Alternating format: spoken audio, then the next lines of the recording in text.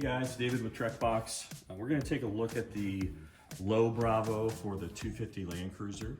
And basically this is the same as our standard Bravo, but with the hybrid battery in the 250, and you lose a little bit of floor space, a little vertical space. So we're making a lower version, especially for those people who want to run a sleeping platform.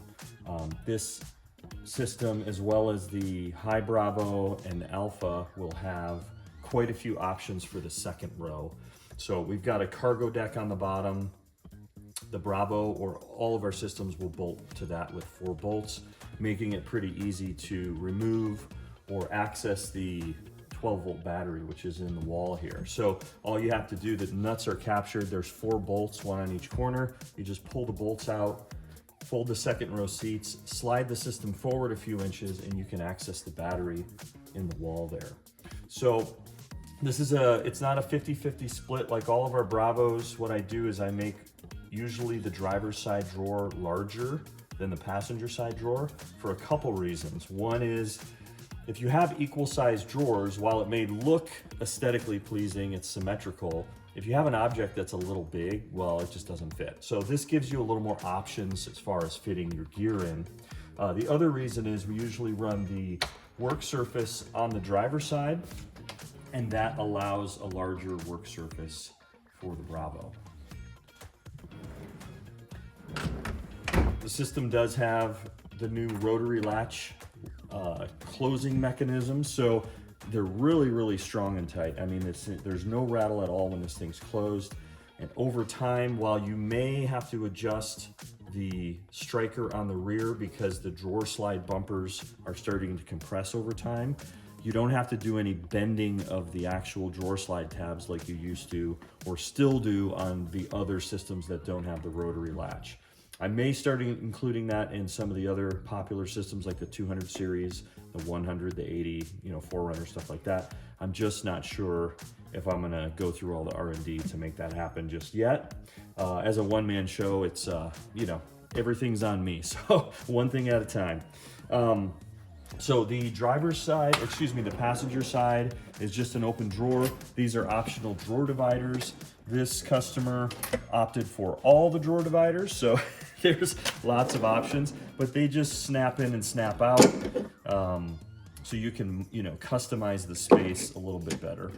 So there's 6 lateral dividers that divide the space, and then up to, I think it's 18 longitudinal little dividers, so you can kind of mix and match and do whatever you need to do there.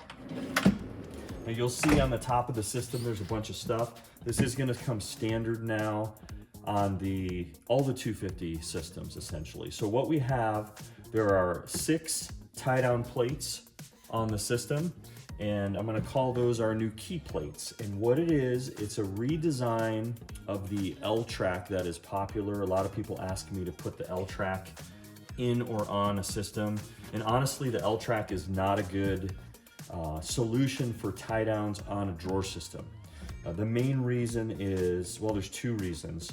One is, if you put this track on top of the system, which is the best way to mount it, it's the most secure, you have this protrusion, right, when you're trying to slide gear in and out. It's not flush, right? So the best way then is to actually route out a channel in the system and recess the track into the top. When you do that, you're taking almost all of the material out, so you're weakening the top, and the way the L-track is bolted, it's bolted in the center of the U-shape, and so you're bolting into the thinnest part of the material. So it's not very strong.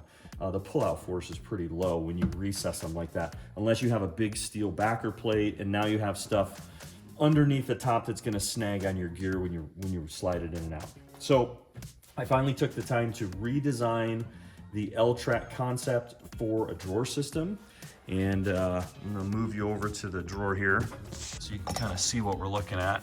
So basically it's a CNC machined piece out of billet aluminum, and it has a certain shape which allows us to lock in a tie down every 2 inches versus every 1 of the L-track. This is every 2. That allows us to keep this web across, giving it a lot more pull-out force. Also has these little recesses which capture the tie down feet to allow, they're a little more stable when you have lateral forces pulling on them, and they tend to stay in place a little bit better.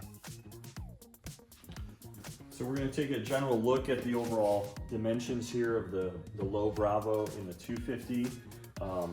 The outside of the box on top of the cargo deck is 9 inches. So the cargo deck is actually lower, slightly lower than the stock battery cover. So that gives you about another 1/4 inch maybe of space. This adds another 9 inches. That gives you 22 3/4 in the center of space to the hatch opening, and inside to the headliner, you're at about 26.5, something like that. So that gives you some idea of space. The standard Alpha and the standard Bravo are 12 inches exterior, so this gives you 3 inches more vertical. And just like the other Bravos, the drawer on the right is just a large drawer. Lock in, lock out slides. The tabs here on the front of the drawer are to release it and close it. But once it's closed, this does nothing. It's the rotary latch that will open it back up. On the passenger side, I'm sorry, the driver's side, this is what has your rich light work surface on it. And it is on a set of hinges, so you can access the contents of the drawer. And then same thing, push on the latch to release.